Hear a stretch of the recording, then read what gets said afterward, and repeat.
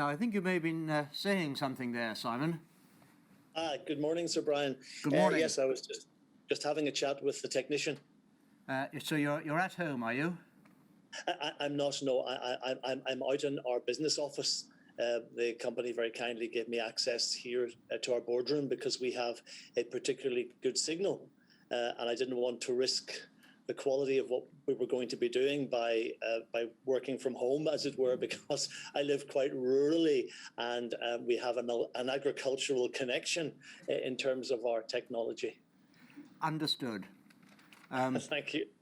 Well, you're joined this morning by Lynne Kelly and Bill Wright. If you'd come forward, please.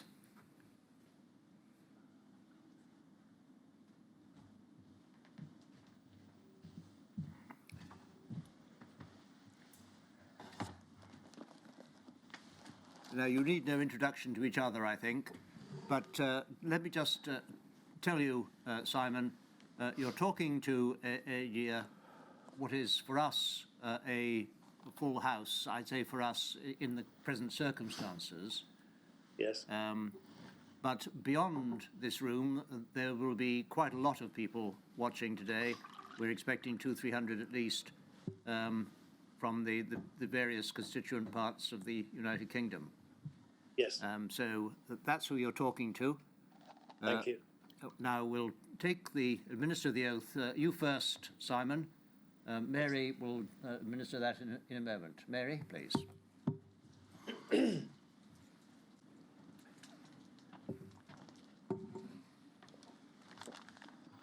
Please state your full name.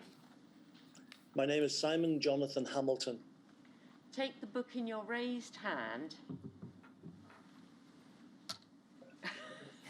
I don't have a book, I'm sorry. Shall we affirm, Mr. Hamilton? I think you better affirm in that case. I think you better affirm. Unless the technician has a handy book. Yes, I will affirm, I apologise. Okay. Don't worry. Okay. Please repeat after me. I do solemnly, sincerely. I do solemnly, sincerely. And truly declare and affirm. And declare and affirm. No, truly declare. And truly declare truly and affirm. Truly declare and affirm. That the evidence I shall give. That the evidence I shall give. Shall be the truth. Shall be the truth. The whole truth. The whole truth. And nothing but the truth. And nothing but the truth.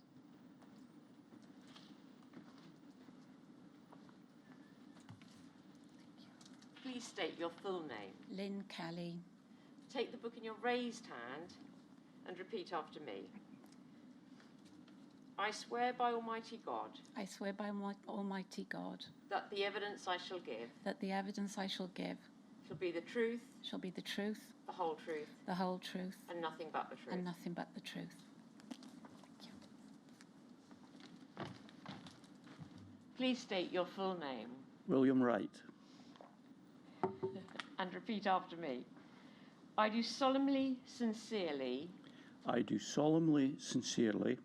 And truly declare and affirm. And truly declare and affirm. That the evidence I shall give. That the evidence I shall give. Shall be the truth. Shall be the truth. The whole truth. The whole truth. And nothing but the truth. And nothing but the truth. Now let me just check that you have a screen in front of you. Can you see Simon on that screen? You can. Good. Then that part of it is working. Can I just mention now, for later, that you are a panel. If you are to have discussions between yourselves, they should be in public. So the usual today, that is. Afterwards, you can talk as much as you wish in private. So during breaks, if you please, don't talk about the evidence that you've been giving and that which you might be asked to give. It's the usual rule for everyone, adjusted for circumstances of a panel. If you find that you don't agree and want to say something, this is the forum to say it. And we do want to understand the differences between the different constituent parts of the United Kingdom, insofar as they're important to us. Thank you. Thank you. Simon, before I start, can I make sure that you can see and hear me? I can, yes, thank you. And I'm not sure when I look at you whether you feel like I'm looking at you or not because of the way my screens are set up, but please don't think I'm being rude if it looks like I'm looking away from you. No, I totally accept that, thank you. Before we start with the evidence, Sarah, I do need to highlight that it's inevitable that some criticisms are likely to be made by these witnesses of various individuals and organisations. As we said yesterday, through no fault of their own, several of those people may not have had the opportunity to respond to those criticisms as yet. But as and when responses are received, they'll be published on the website. In some circumstances, we do have a response, and I'll note those as we go, but no inferences should be drawn from a lack of response. Yeah. Simon, if I can start with you. You've been the Yes. chair of Haemophilia Northern Ireland since it was founded in September 2017. Yes, that's correct. There was previously a Northern Irish group of the Haemophilia Society. Can you tell us why Haemophilia Northern Ireland was formed? Yes, as far as I understand, there has always been a local branch of the UK Society. Due to a period of inactivity, and therefore a sense that there was a lack of representation, it was felt that in light of the model, if you like, that was in Scotland and Wales, that it was perhaps time that a local charity in its own standing would be formed, replicating what was being carried out elsewhere, and the desire to better advocate for people in Northern Ireland who were suffering from blood issues. We felt that it would be useful to form a society because there had been a period of inactivity fundamentally. And as a consequence of that, we felt that representation could best be served by a local group setting itself up as a recognised charity, a Northern Ireland Haemophilia Society. And can you tell us what the aims and objectives of Haemophilia Northern Ireland are? Yes, fundamentally, we see ourselves as advocates and supporters of all haemophiliacs, bleeding sufferers, von Willebrand sufferers, etc. We set ourselves up, regardless of the issues relating to the public inquiry. That wasn't a driver for us setting ourselves up. Fundamentally, we set ourselves up in order to provide support and a talking shop somewhere where counselling, guidance, as it were, signposting could be provided, and the normal charitable activities to support different groups relating to bleeding disorders. So young parents, families, children, young adults, older men, von Willebrand sufferers, and issues relating to women's bleeding disorders, and in general to be a voice in Northern Ireland, because we observed in other regions that there was an effective voice when individuals took up, if you like, an Indigenous charitable role and ran with those objectives. And those were fundamentally our objectives: to provide support and advocacy for families and sufferers, the infected and the affected with the blood disorder. However, because of the timing, we also felt that it was important to represent issues relating to the public inquiry and the infected blood scandal. And because some of us were obviously in the category of being scheme recipients, we were already recognised sufferers from the infected blood, and therefore we formed part of that victim group. And under those circumstances, it made total sense that we would provide a voice for people in Northern Ireland who wanted to channel their views through us. And as a consequence, then another stream of what we have tried to do was to provide representation and to be an active voice advocating for the needs of people who fall under the infected blood scandal. And you gave evidence when the inquiry was in Belfast. So your personal story has been provided to the inquiry. But it's right, isn't it, that you were involved in campaigning around some of the issues on financial recompense prior to the formation of Haemophilia Northern Ireland? Yes, my involvement in that... We'll come to the detail of that in a moment, but just to confirm that you were certainly involved prior to the formation. Yes, that's correct. Thank you. Bill, you've been an active campaigner in Scotland over a number of years. I know you're not a fan of the word campaigner, but if we can use that term in terms of you've had an active involvement in a lot of the issues in Scotland, starting off in about 1997, 1998. Yes. And that was as a member of the Scottish Haemophilia Group's forum.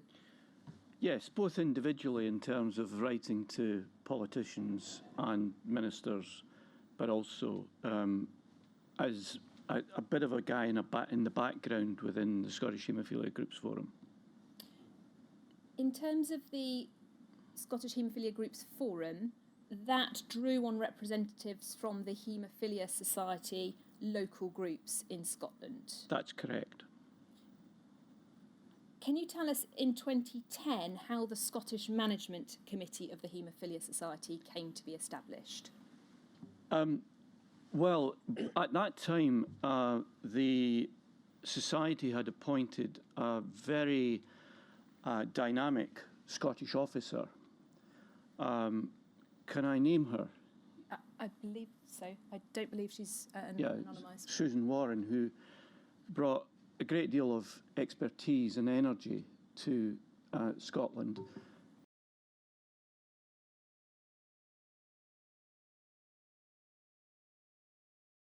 Pause the transmission.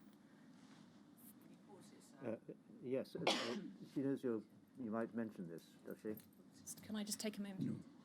I think leave those details, personal details out. Can we just redact that for a moment? Thank you.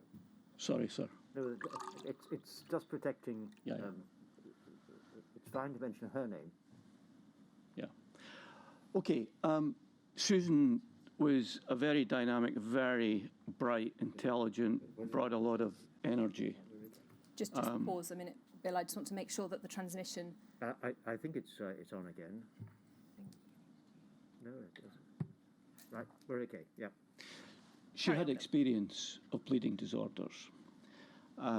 She's very bright, energetic, and renewed a lot of the energy within Scotland. And she kind of got me hooked into all of this. I physically had a collapse following my fourth attempt at interferon treatment in 2007. And my wife was reluctant for me to get involved at all. However, Susan dragged me along to a couple of meetings, and that led to a very a renewed involvement in the whole affair. There was a governance review by the UK Haemophilia Society, which resulted in the Scottish Management Committee being established in about 2010. Yep. And in 2011, you became chair of that committee. Is that right? Yes. The committee had struggled because, frankly, a lot of people became ill. And I was approached by the then chair of the UK Society to form a Scottish committee, completely undemocratic. But I went about that task. Between us, Susan and I recruited a few people to join that committee. It was our intention that we made ourselves democratic. And initially, our focus was very much on the issues that Simon's talking about people with bleeding disorders, families, and so on and so forth, who we actually wanted to highlight the understanding of bleeding disorders and haemophilia in Scotland. And we ran some events in the Scottish Parliament to that effect. So there was already a sort of steering group, briefing group for Thomson solicitors, who had been drawn from campaigners across Scotland, and therefore at that point we weren't particularly involved in the Penrose inquiry. I, in an individual capacity, was a core participant of that inquiry quite actively, but I didn't at that point. I thought it was important to allow the steering group to be the main people briefing the Thomson solicitors. And we're going to come back to lots of that detail. If we can just map out your involvement. Yes. 2011, you were chair of the management committee, and then in 2012, the Haemophilia Scotland was established as an entirely separate entity. That's correct. My understanding is that for a long time, the Scottish part of the Haemophilia Society had in reality been quite separate to the rest of the society. But just very broadly, can you tell us how Haemophilia Scotland came to be established? Well, in many senses, it was the Penrose inquiry that led to that, because we reached a point where, as Lynne might cover, I think you might have been a trustee at the time in 2012, there were very understandable calls for a UK inquiry. And we found ourselves in a position where we were amid a very big inquiry, one of the biggest inquiries that's taken place in Scotland. And so our view was that we simply couldn't engage in that process at that point. And so we also looked at the terms of the 2005 Inquiries Act, which I think Section 24 talks about devolved government's involvement in UK inquiries. And we took some advice about this because politically we thought it would be nigh on impossible. Scottish Government was spending £12 million on its own inquiry, and we really couldn't see how it would engage in the way that it needed to, in the way that it's now engaging this inquiry, and actually act on the recommendations of this inquiry when there may be conflicting recommendations came from Lord Penrose's inquiry. So that was really one of the main reasons. But I go back to, I've presented a document that was presented actually at a meeting of the Scottish Haemophilia Groups Forum in my own front room in our house, where when devolution took place in 1999 in Scotland, one of the members of that committee at that point said, we need an independent charity in Scotland. And it took us, in effect, 12, 13 years to go through that process and finally do it. And I have to say, when we made that decision to effectively break away, my wife was not a happy woman, because we had no money, we had no staff, we had no constitution, we had no charitable status. All we had was a hell of a lot of goodwill from people in Scotland. Bruce gave us his goodwill. And we had the goodwill, actually, of the haemophilia centres in Scotland as well, and the Scottish Government. Ministers, in effect, welcomed the step that we were taking. So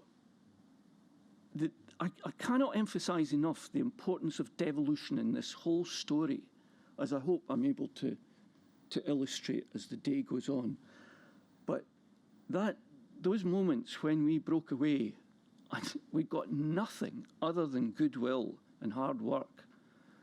And later we hopefully were able to make an impact. Can you just outline for us the aims and objectives of Haemophilia Scotland? Yes, they're set out in our constitution, in our governance documents, which are registered with the Office of the Scottish Charities Regulator, OSCAR.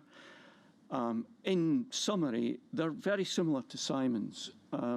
They involve providing information, they involve support for people with bleeding disorders, and they involve advocacy. I will try and use the term advocacy rather than campaigning for you, Bill.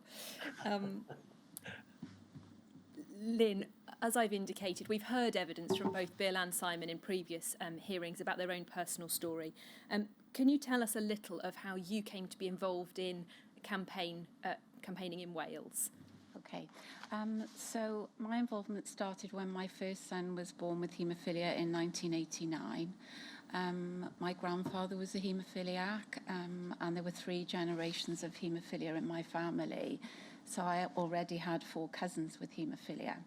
I wasn't involved with the early campaign at that point, but I was involved with the South Wales Haemophilia Group, and I did mainly the activities with children, supporting children's activities and families' needs and mothers' meetings and raising money. But my campaigning started with regard to recombinant factor VIII, and that was the first time that I'd contacted MPs, and that was when I met Julie Morgan, who was my MP at the time, at Westminster, along with other mothers in her constituency, and we were basically looking for non-plasma derived factor VIII. So we met Julie, and she lobbied on our behalf, and we managed to get recombinant factor VIII by the time my 3rd son was born with haemophilia in 1997-98. So that was the start of my campaigning. But then when devolution came in, sorry, do you want me to carry on? Do yes. Yeah, when devolution came along in 1999, there had always been a difficult relationship with the Haemophilia Society and the South Wales Haemophilia Group, because obviously as a group we felt we were raising money and the money was going up to London, but we weren't seeing any benefit from that money. So there were various issues regarding fundraising and around the campaigning, which members of the South Wales Haemophilia Group, the main campaigners, who I think I can name as Paul Jenkins and the Lewis brothers, but I won't mention anybody else. Can we pause the transmission? I don't think they're anonymous. They are. Oh, are they? Oh, sorry. The Lewis brothers aren't, but the final name there needs to be redacted. Oh, I'm sorry. Are we live again? Are we live again, sir? We are. Thank you. You were just saying that there were some difficulties in relation to fundraising and around the campaigning. Yes. So basically, we felt that in Wales we would do better to start lobbying the Welsh Assembly, which was established then in 1999, and we held the first cross-party group there in 2001, and that was led by Plaid Cymru. So we felt from an early start then we had a good relationship with the Welsh Assembly and many of the Welsh politicians. They got to know us. So obviously things carried on with the campaign very much from a Welsh perspective, and then Haemophilia Wales was established as a charity in 2003. After 2003, it was subsequently wound down. Yes. Because people were unwell and unable to maintain it. And then I think it's right, isn't it, that you re-established the group in 2014? Yes, so by 2010, 6 of our committee members had died. And as a mother with 3 boys with haemophilia, I felt that I could bridge the gap between the needs of the newly diagnosed families and the needs of the infected blood community. But I decided that it would all be down to me, basically, to do all of that. So I thought it would be better to apply to be a trustee of the Haemophilia Society, which I did, and I was elected. So I joined the Haemophilia Society in 2011, but I did tender my resignation in 2014 because I just felt completely disillusioned with the way they weren't actively engaging in the campaign, and there just was no urgency to address the very real issues in our community, particularly in Wales, but across the wider UK. And out of that, the Haemophilia Wales was established. Yeah. I should say at that point, sir, we've had a response from Bernard Manson in relation to some of the criticisms raised in Lynne's statement about the Haemophilia Society, and it will be on the website and published in due course. Yes. You've been the chair of Haemophilia Wales since 2014. Can you tell us also what the aims and objectives of Haemophilia Wales are? Okay, so we provide information, support and advocacy to people of all ages with inherited bleeding disorders in Wales and to some outside of Wales as well. We also campaign and represent transfusion victims. And that has mainly come from our work at with the cross-party group at the Welsh Assembly, because obviously there were Assembly members in the Welsh Parliament who had constituents who had been affected by contaminated blood, but they weren't haemophiliacs. And our meetings at the Welsh Assembly are always quite large, and people would come to meetings, and basically when all the people got into a room together and they started networking, we could see that the issues were the same. So our group just grew and grew, and basically we have a united voice, and we represent both haemophiliacs infected with contaminated blood, but also transfusion victims, families and bereaved families. You've also been heavily involved in the cross-party group on haemophilia and contaminated blood since 2011. Yes. Who makes up that group? Right. So initially, Julie Morgan, who was my MP at Westminster, she became an Assembly member, or as they're now known, members of the Senedd in the Welsh Parliament in 2010. And obviously I met with Julie, and she actually thought it would be a good idea if we had a cross-party group, because she knew there was a lot of cross-party support for our issue. She understood the concerns. She knew lots of the families anyway. So the cross-party group was established. Julie is no longer chair because she was promoted to Deputy Health Minister in 2019. So the chair was Mick Anthony, but we've just had another election, and we're in the process of electing another chair for the group. But basically, heavily involved in that, and our meetings are open to anybody who has been, affected or infected with contaminated blood, or indeed if they have any issues relating to haemophilia, and those issues aren't being resolved through our All Wales Advisory Group on inherited bleeding disorders, they can bring those issues to our meetings as well. And our meetings are very large. Anybody can speak out, and they can talk about the issues that they would like to be raised, and they feel that it's a safe environment to do that. I want to go back in time to May 1999, Bill, with you, when the Scottish Parliament was formed and the advocacy work that was done at that stage. One of the first things that was done was that the Scottish Infected Blood Forum submitted a formal petition at PE 45. Could we have that on the screen, please, Shumik? It's WITN 2287022.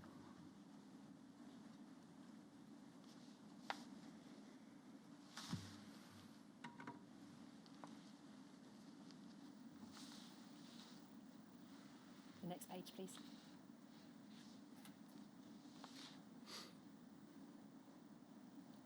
And we can see there that it's a petition to the Scottish Parliament calling on the Scottish Parliament to hold an independent inquiry into hepatitis C and other infections of people with haemophilia contracted from contaminated blood products in Scotland, and to consider providing financial assistance for people with haemophilia affected by HCV, similar to that already provided for people with haemophilia infected with HIV.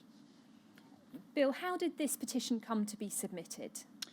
Well, I was heavily involved in this. In my working life, I worked in the third sector. I worked for an environmental charity that was campaigning for the Cairngorms to become a national park.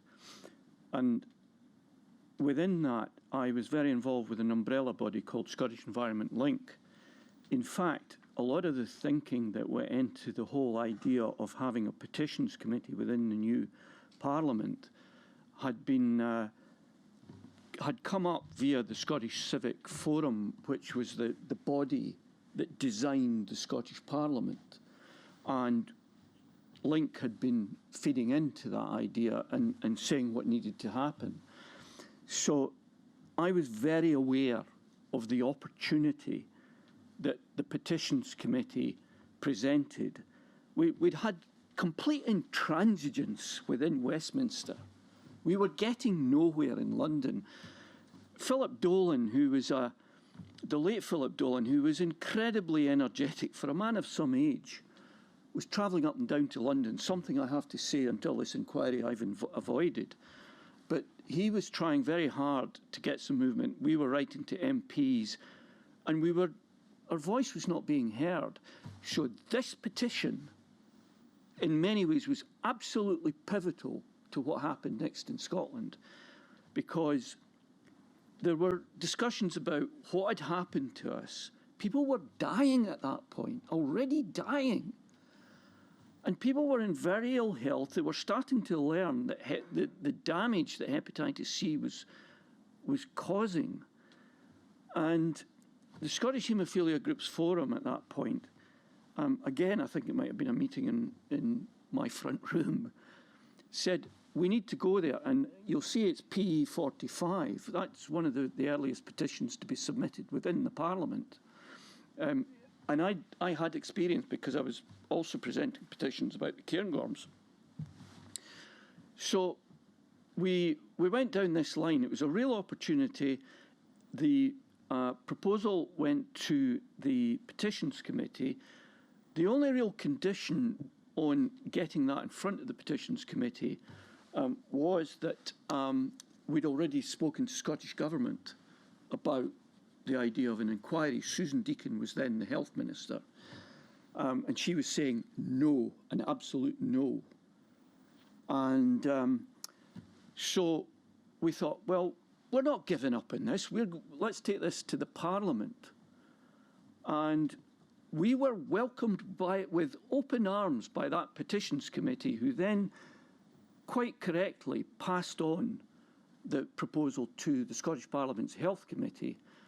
And that was extremely significant because we gave evidence to that committee in Parliament, and there were some very significant figures at that time on the Health Committee. We're going to come to the Health Committee in Yes. just a moment, Bill. But just in terms of this petition, this was submitted. A separate petition was submitted by someone else calling for a compensation scheme for those who'd contracted hepatitis C from blood transfusions. And the two petitions went forward together, didn't they? That's correct. You mentioned a moment ago your interactions with Susan Deakin and whether there should be an independent inquiry. Just prior to these petitions, there had been discussions, hadn't there, between the Haemophilia Society and Susan Deakin about a departmental inquiry. Indeed. And Can I just point out, you used the word "you're." I have never met Susan Deakin, even though I wrote to her asking to meet her. She refused me. these petitions were held while the internal departmental inquiry took place, weren't they? Yes. But you had quite considerable concerns about that departmental inquiry, didn't you? Well, it was civil servants looking at themselves, marking their own homework. We've got a letter you wrote, and if we could put that up on the screen, WITN 2287024.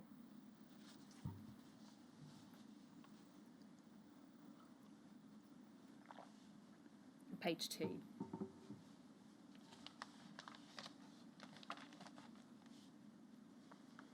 I'm sorry, it's the next page, Shumik.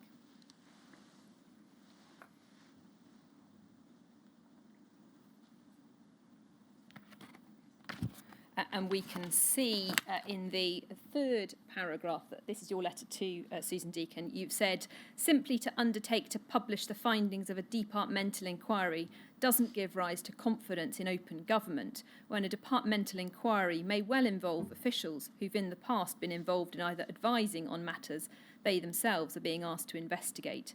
They're potentially being asked to either criticise themselves or other public servants whom they've worked closely with. And then at the bottom of the letter, given the potential controversy brewing over this affair, I urge you not to leave this matter in the hands of your department or the Scottish National Blood Transfusion Service to deal with, but to take a hands-on approach to ensuring that an investigation is wide-ranging, open and thorough. They were your concerns about the internal departmental inquiry. That's correct. In her reply, she simply said that those points would be considered, didn't she? Yes, I think it's worth bearing in mind that when the Scottish Parliament was formed, and therefore a Scottish Government, there were two dynamics happening. First of all, we'd got a fresh new Parliament. The majority MSPs had never been parliamentarians before. They were new, enthusiastic. They wanted to get stuck in. And as we'll see in terms of the opposition MSPs at that point, they really got stuck in. But you don't just magic the other part of government, the civil service, out of nowhere.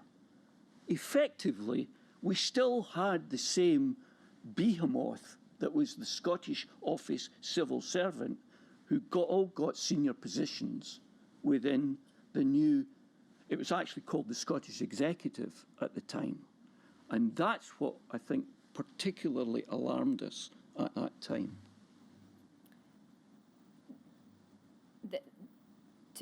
In the interest of fairness, the response from the Scottish Executive was that they would, they had made clear to you that they would be open to scrutiny and conducted in an impartial manner. But from your response, you were not convinced that that. I contest that. The report of the departmental inquiry was published in October 2000, and we've got a copy of the full report. But what I want to take you to is the letter that you were sent, which copies across the conclusions and makes some other points that we want to look at as well. It's WITN 2287 025, please, Shumik. If we pick up at page 3.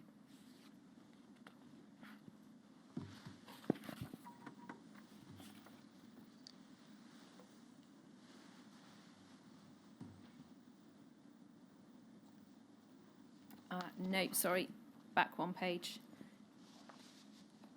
Thank you. We can see there the heading findings, and these are copied across from the report of the inquiry, the departmental inquiry.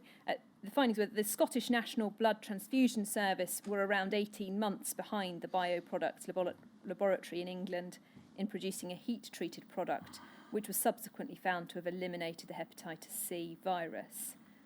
There were understandable technical reasons why this was the case. There was no test to identify the presence of the virus, so scientists could not be sure that any particular heat treatment had actually worked until they reviewed the effects of the resultant product on patients. The heating process could easily render blood products unusable, and different types of heating and freeze-drying processes and equipment had to be tried in order to obtain a usable product. Once SNBTS had managed to develop a suitable heat-treated product, they were quickly able to produce sufficient for domestic demand. There was no evidence of any policy by haemophilia centre directors deliberately to mislead patients about the risks of hepatitis. Bill, what was your reaction to this report? Well, I'd had one of these products. I had, as I've given evidence personally, from a single dose in 1986, I was infected with hepatitis C, leading to 4 attempts at interferon treatment.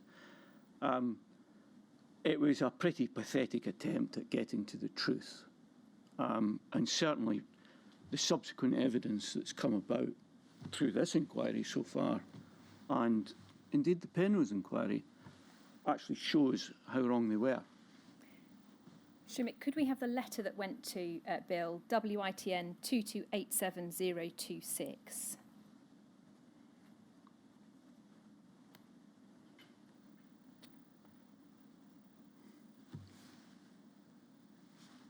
We can see there the bullet points that I've just read from the report, and then the last paragraph on the first page. The Minister considers it an important general principle that the NHS should not pay compensation for non-negligent harm, She acknowledges that medical treatment often necessarily involves a balance of risks.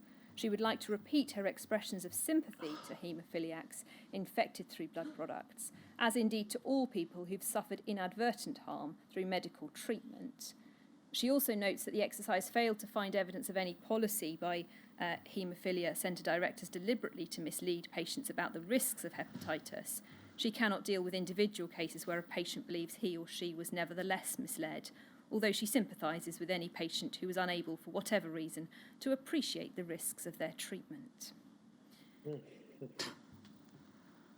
Again, what was your reaction to that part of her letter?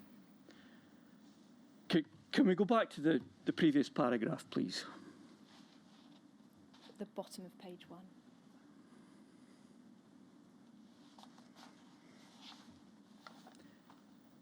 Repeat her expressions of sympathy. She was bloody patronising.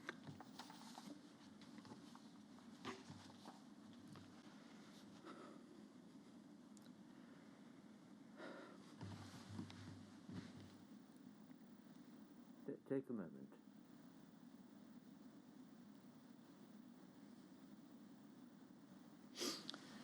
I later found out just what was going on there. She wanted to take us to the courts. Can we go to the next paragraph, please?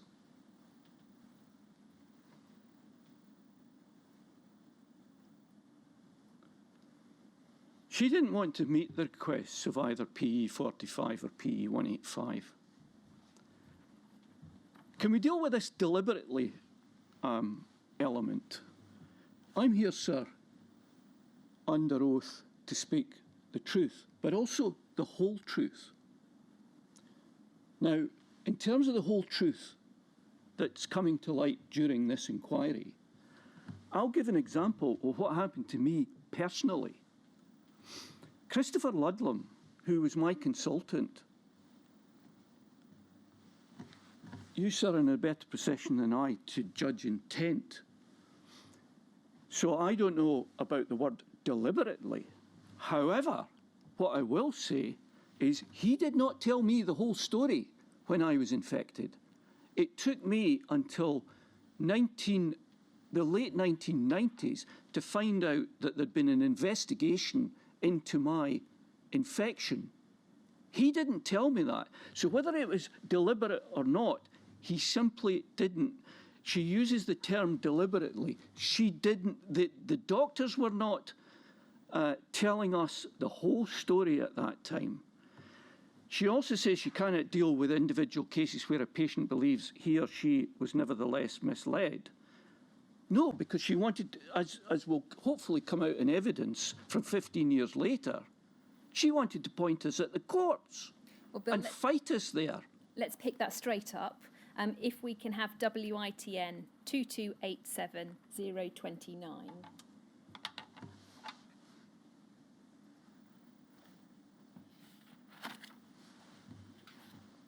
And if we go to page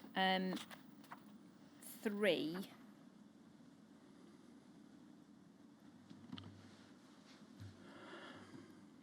this is a news article that you've exhibited to your statement, which is headlined "Records Reveal Minister Unease Over Blood Scandal Payouts," published in January 2017.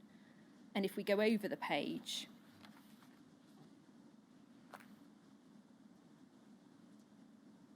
we can see that the article says this: the newly declassified papers from 2001 show the then Scottish executive feared paying out up to £20 million to people affected by the scandal.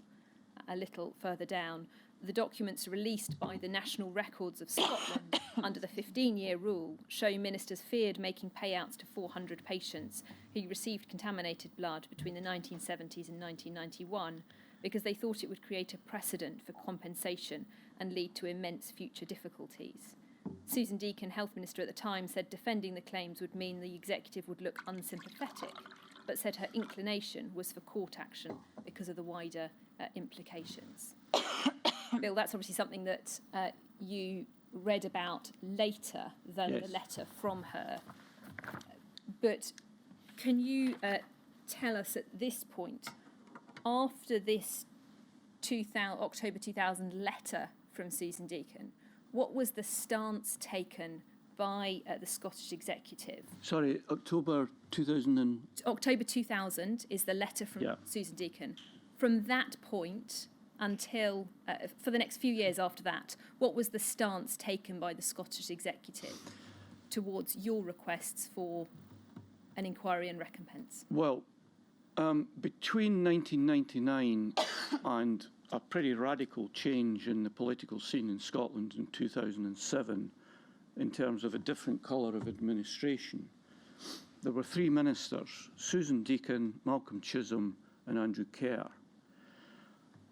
We have to acknowledge that Malcolm Chisholm, when he became minister, he did actually try and act on these petitions and the process that was taking part in the Parliament by ordering the investigation that was led by Lord Ross and on which the late Frank Maguire of Thomson Solicitors and the late Philip Dolan sat on, along with anonymous witness, I think he was AA or X or whatever, who'd been infected. And he reported, and we felt there was some really useful stuff in that. And subsequently, 10 years later, when I was chair of Haemophilia Scotland, I talked to Dan Farthing, our chief executive. We had got staff by then, and said, look, it's 10 years. This is a good punch point at which to look at what Lord Ross said, and I presented an analysis We're going of to come to that. Okay. But Malcolm Chisholm, and it appears that this is really what led to the establishment, or it was a big influence in the establishment of the Skipton Fund. What we struggled with was what was going on between Westminster and Edinburgh. John Reid was the minister at the time within the UK government. And I've never really got to the bottom of why Lord Ross's recommendations were not implemented. And in fact, in terms of the Skipton Fund, the amounts were much less, and they were made UK-wide. It's important, I think, that my understanding is the money went, in effect, the Skipton Fund acted as the administrative body for the payments from Scottish Government to those of us who'd been infected in Scotland. So that was a significant factor. But nevertheless, I've never got to the bottom of what was going on between John Reid and Malcolm Chisholm, between the respective governments at that point. There is some evidence that takes us in that direction, but this inquiry, I would really welcome this inquiry getting to places that I've never been able to get to in terms of government documentation in that respect. Before we get to Malcolm Chisholm's role, just staying with Susan Deacon, you had the letter saying there was not going to be any consideration of financial recompense.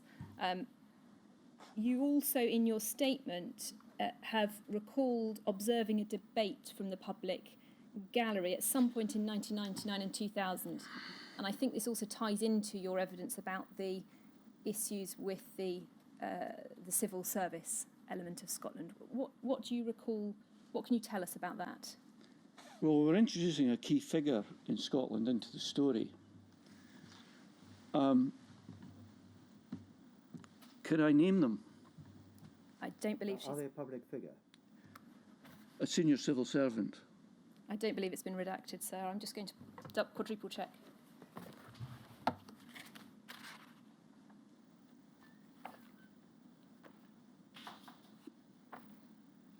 It's not been redacted. Yes, you can.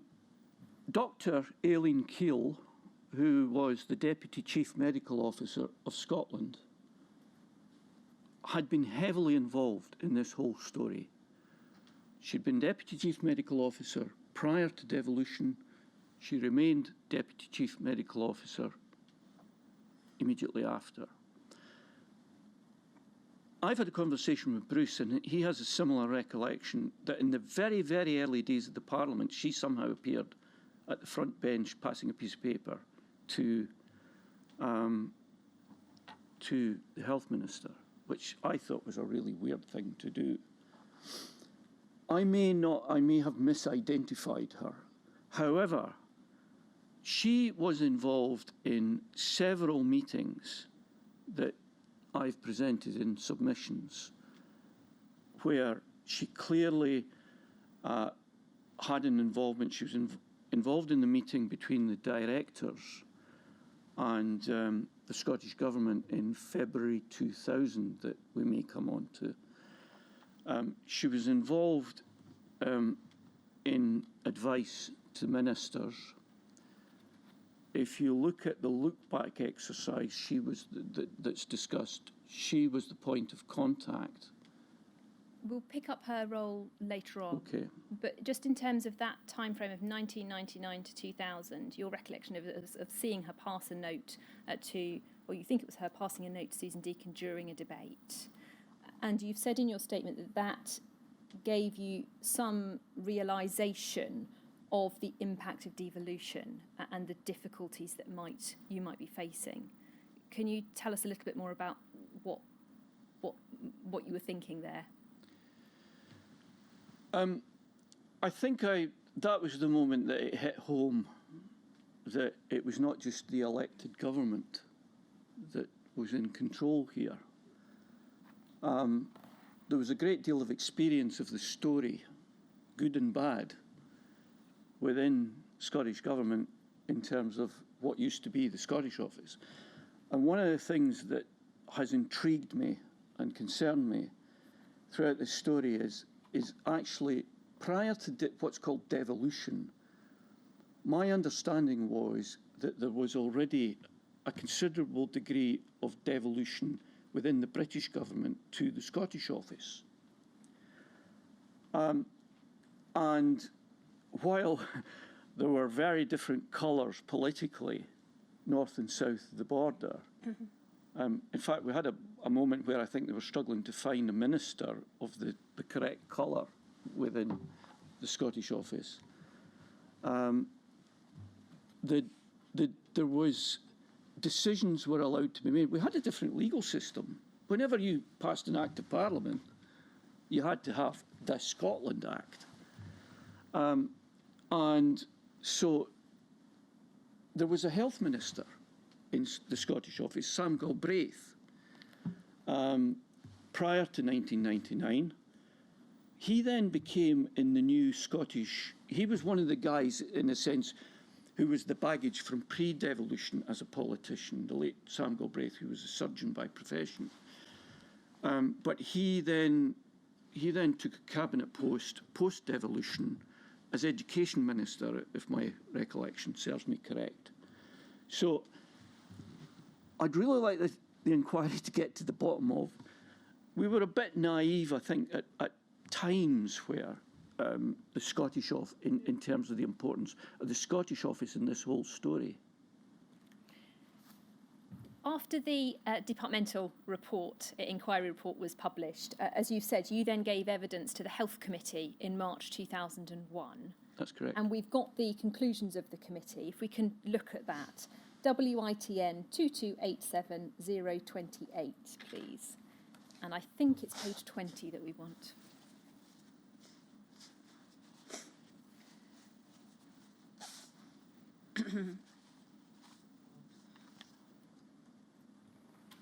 Sorry, it's page 21.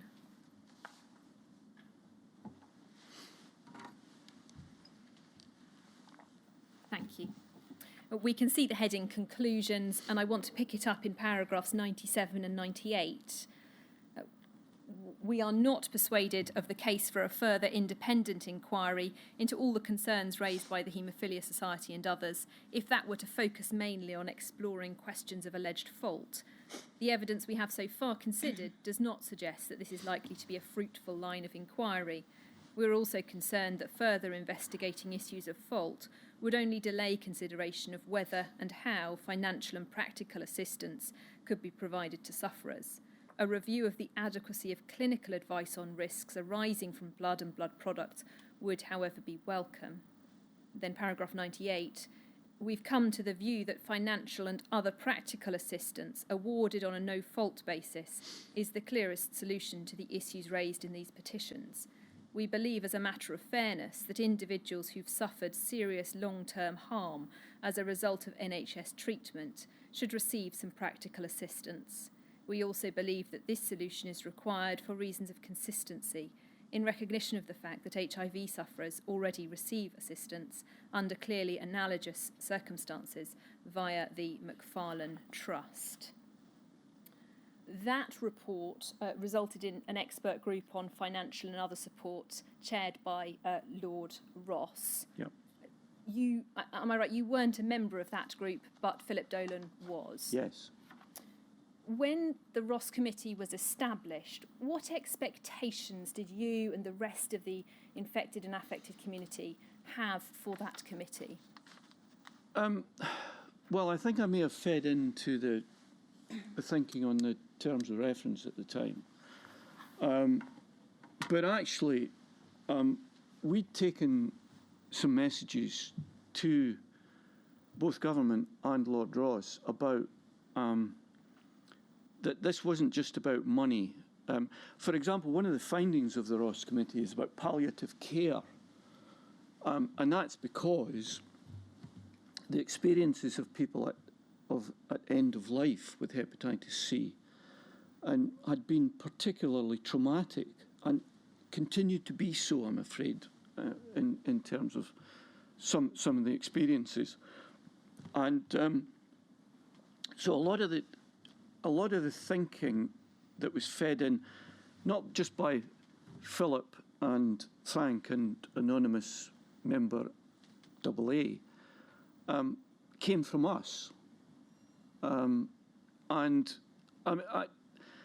I'm reluctant to in any way predetermine the findings of this inquiry, but I think Lord Ross had a lot of answers that if they'd been implemented at the time, which is why, frankly, sir, we came up with this 10 years later in terms of our analysis. In just one moment, Bill, we're going to get there. But in terms of the expectations of you and the community, were you expecting that the recommendations would go somewhere? Yes. Would be implemented? Of course. So we then have the document that you want us to have up, WITN 2287031.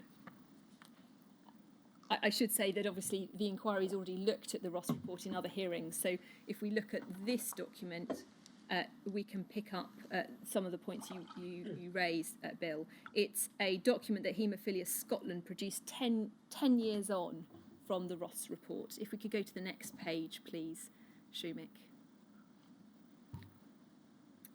Bill, tell us what this is and what it shows. Well, Dan and I, Chief Executive, commissioned I don't know if I can name her. We commissioned someone, we paid them, who was very well acquitted to actually look at what Lord Ross's recommendations and then investigate what had actually happened. That was behind this document. It was a bit of a lobbying document in 2013-14. And what if we just look at the first page, the table, Shumik, just a little bit further down, we can see that the financial help elements that Lord Ross recommended is on the left-hand side of the screen, an initial lump sum of £10,000, an additional lump sum of £40,000 for those who develop chronic hepatitis C to cover pain and suffering, and then compensation to be calculated under principles of common law damages, etc. And on the right-hand side, you've marked in red where nothing has been implemented, and in yellow those that are in the process of being implemented. If we so we can see what Lord Ross recommended in terms of financial help. As you've said already in your evidence, Bill, on the 29th of August 2003, it was announced that there would be the Skipton Fund as a UK-wide scheme. Were you expecting that announcement? No. What was your feeling when that announcement was made, having just had the Lord Ross report? This was taking us back to London. This was taking us back to a pre-devolution position. And I'm sure it's obvious to you, Bill, but why was that so problematic? Well, one of the huge benefits of Scottish government, Scottish Parliament, is that we were able to nail them. We were able to, I hate the expression, but hold feet to fire. And actually, in the case of some MSPs, and we'll see the difference that there was in culture compared to the Susan Deakin party whip period from 1999 to 2000, to those opposition MSPs during that period, who later became very senior ministers in terms of their attitude and approach to the whole matter. The contrast between that Susan Deakin type approach and what was said on the 26th of March 2015 couldn't be more stark. And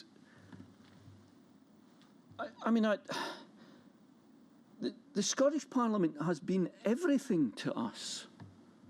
And there's different experiences. I know that Simon's had different experiences in Northern Ireland and Lynne's had different experiences in Wales. But any progress we've made in Scotland has been due to the existence of the Scottish Parliament. Have you been able to glean any insight into why the recommendations of the Ross report weren't followed by those setting up the Skipton Fund? No. At the time that Skipton was being set up, there were suggestions that waivers would have to be signed. And you wrote to the Herald about this. If we can have RLIT 40660, please.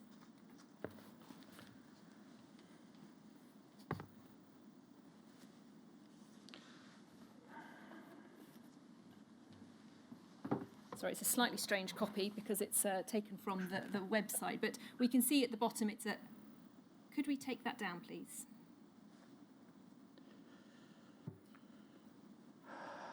I wasn't buying a pair of sandals, sir. Sorry, No, I think it was something else that there's a difficulty. caused it to be taken down, yes. What I'll do, sir, is I'll simply read the letter that Yes, Bill please. wrote to the newspaper. The latest revelations on hepatitis C show that the Scottish executive has sunk to a new low in how it's dealing with this vexed affair. On the one hand, it's making a derisory financial offer to haemophiliacs, which does not admit to any legal responsibility for their being contaminated through NHS blood products with this sometimes fatal virus. On the other hand, it seeks to deny haemophiliacs their future legal rights, should it be found that they collectively or individually have a case against the executive. The only logical conclusion, therefore, is that the executive is aware that haemophiliacs might have a legal case against it.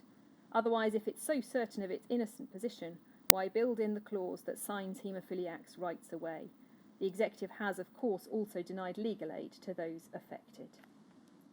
Most living haemophiliacs could have received at least £50,000 under the recommendations of the ministerial appointed expert working group chaired by Lord Ross.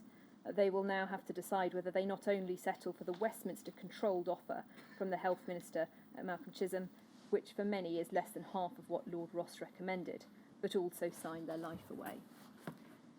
That was the letter you wrote to the Herald.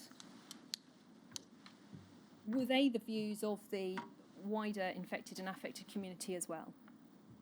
Yes, we were all grumpy Scotsmen at that point.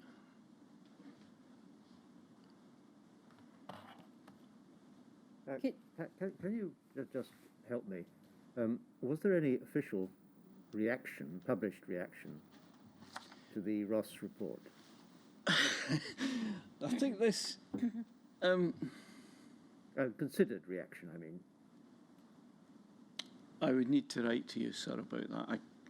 Unfortunately, the horrible words I cannot recollect is the situation there. In terms of your letter to the Herald, did you get any response from anyone within the Scottish government, the Scottish Parliament, about that issue of waivers? Well, we got a reaction in their actions, in that they backed down. I'm not suggesting that one letter to the Scotsman from me achieved that, but yeah, they backed down. During this time, post the Ross report, you were advocating in Scotland and seeking to build support across the political spectrum. Yes. You've already noted you had particular support from some MSPs. I think you were referring to Nicola Sturgeon and Shona Robertson. At this point in time, when they were in opposition, can you tell us briefly what they did to support your work? Well, you simply need to look at the minutes of the Health Committee during those periods, in that they were terrier-like in not accepting that this needed to be pushed to the courts, or in that they effectively were in support at various different times of both the petitions. And I think initially there was reference there that the Health Committee in the first Health Committee wasn't supportive of an inquiry. A subsequent Health Committee prior to 2007, when Andrew Kerr was Health Minister, were in support of an inquiry. And you'll see that Shona Robson in particular at that point was strongly in support. But also in terms of, in earlier times, Nicola Sturgeon asked some very searching questions of government via the Health Committee. I was also very fortunate in that my own MSP was John Swinney, who went on to become the Deputy First Minister, and also at the critical period in 2016 when the financial review took place, that he was Finance Minister at that point. And if you look at the parliamentary record in Scotland, he actually, in supporting the idea in our support, he refers to, and I think this is characteristic of the different position that was being taken by opposition MSPs to an intransigent government. He referred to the words that are on the mace of the Scottish Parliament, big silver mace like the one you have in Westminster. And those words are wisdom, justice, compassion, and integrity. Now, John Swinney used those words, and that's in stark contrast. And I think those words are extremely valuable in all of this. And he drew on those words at that time, and that was in very stark contrast to what we were facing. So we'd got these three people, and I hasten to add, we'd also got people like Margaret Smith and the Liberal Democrats. We were talking to backbench Tories, we were talking to the Labour Party MSPs as well. In fact, there were, at one point, the Scottish Socialists had 7 MSPs in the Scottish Parliament, and a woman called Caroline Leckie, who was an MSP, was very supportive of us. So we were working hard within the Parliament, and Bruce referred to it yesterday, to gain their support. But those 3 individuals were particularly critical because they'd seen the story, they'd learned the story during their period of opposition, and they then went on to become First Minister, Finance Minister, and Health Minister. I want to then pick up in 2005-2006, which was also the point in time you've said in your statement when you withdrew from active involvement in advocacy. Can we look at some documents from that period of time first, and then I want to ask you some questions about them. If we could have WITN 2287040, please.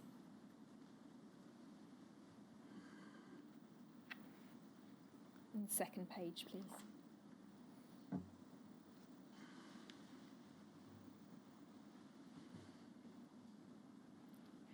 We can see the date at 16th of June 2006, and in the very first paragraph, this is a letter, I should have said, from Mr.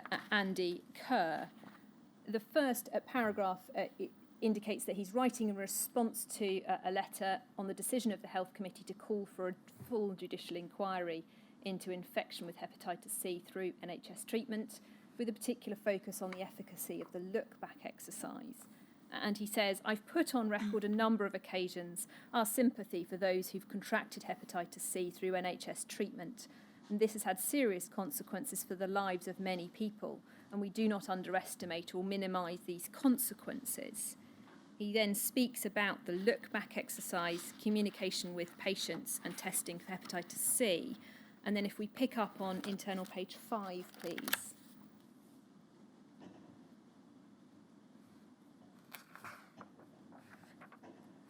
Sorry, the next page, please. Under the heading Public Inquiry, I cannot accept that there's any need for a full public inquiry into the infection of patients with hepatitis C through treatment with NHS blood and blood products. And then a few paragraphs further down, a full judicial inquiry would be a major and time-consuming exercise, which would depend on the recollections of witnesses about events which took place 20 or more years ago. This would make it difficult to construct a clear and detailed picture of what took place. An inquiry would not add significantly to our understanding of how the blood supply became infected with hepatitis C, or the steps needed to deal with problems of this kind now or in the future. And then the final paragraph of the letter. I've considered very carefully the points which were put before the committee and discussed by it on the 18th of April. I do not believe a public inquiry would either uncover any new evidence or information that's relevant to the causes of the infection of NHS patients through blood and blood products, or lead to significant lessons for the future. It would be a diversion of effort from delivering and improving health services today. I cannot see that there's any possible justification for the efforts and costs that would be involved, or that this would bring any benefit to the patients involved. And then one more document before I ask you a question about this bill. You were then sent a copy of this as well, and if we can look at the letter that you received, WITN 2287042.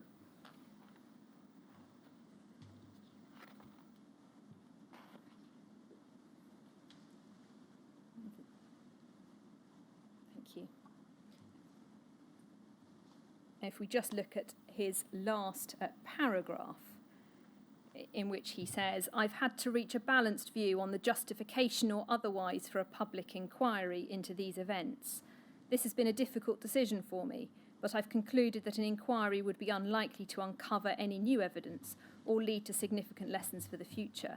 It would also depend on the recollections of witnesses about events which took place 20 or more years ago. An inquiry would also place a major pressure on our blood transfusion service and would not add significantly to our understanding of how the blood supply became infected with hepatitis C. Rather, it would be a diversion of effort from delivering and improving health services today.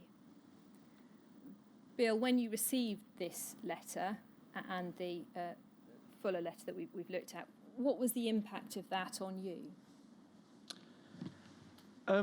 Can we just check the date on this again, please? It's April 2007. Yeah. This coincided with, I really would wish to avoid going into it. I'd had quite a dark period in my life personally in the lead up to the end of 2005. I was later that year to attempt interference treatment for the 4th time, and I had a collapse in my physical health. The combination of, frankly, got completely fed up with this stuff, and I can't avoid saying it, sir, but I would really welcome Mr. Kerr. Can we go back to the paragraph, please? I'm sorry, but I would really welcome it if Mr. Kerr were asked to come and appear. We're going back to the paragraph. And The last paragraph, do you want? yeah, it would also depend on recollection of witnesses about events which took place 20 or more years ago. So hang on, if you add on 14 years to 20, that's 34. I'd really welcome it if he comes and appeared before you and established if he still was of that opinion that he had back then. Sorry, sir. Bill, it's fair to say, isn't it, that at this point, personally, things were very difficult, but it was also a time when you withdrew from active advocacy. Yes. Yeah, it was a very difficult time. I also, after the 4th attempt at interference treatment, there was effectively a collapse in my... I suffered enormous fatigue, and having experienced what I'd experienced in the lead up to the end of 2005, I wanted to protect my effectively mental health, and I had to give up work actually eventually because of the collapse in my physical health. And it took me another 3 or 4 years before I was able to get to the point where at least I could get through a day with a sleep in the afternoon. And, you know, then I started to play golf and so on and so forth. So it just had become... The Penrose inquiry, of course, then came along in 2008, and I was engaged in that as a core participant. But I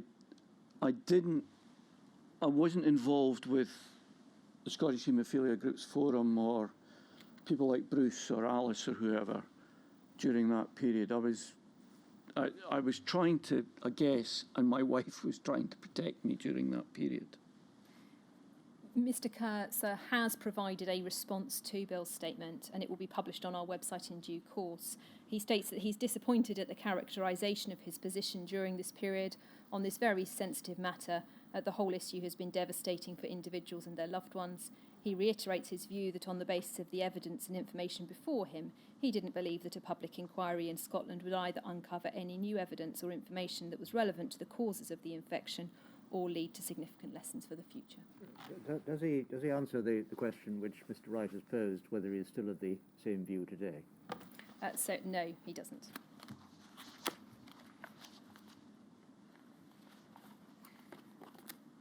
So I'm about to pause in relation to Scotland and move on to some other matters in the timeline, and I wonder if now is a good time to take a break. Yes, certainly. Well, we'll take a break until 10 to 12.